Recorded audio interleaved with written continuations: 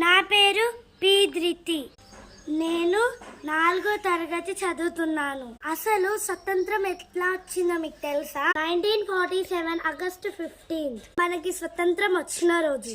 ఎందరో మహనీయులు, గాంధీజీ, చంద్రబోస్ గారు, ఇలాంటి ఎందరో మహనీయులు మన దేశం కోసం పోరాడారు.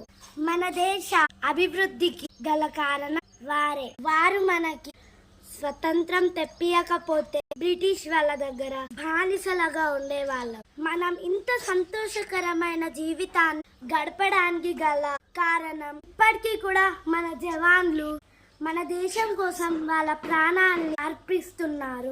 అందరికీ 78వ స్వతంత్ర దినోత్సవ శుభాకాంక్షలు. వాళ్ళందరికీ మర్యాద పూర్వకంగా శుభాకాంక్షలు. జై జవాన్, జై కిసాన్, జై హింద్.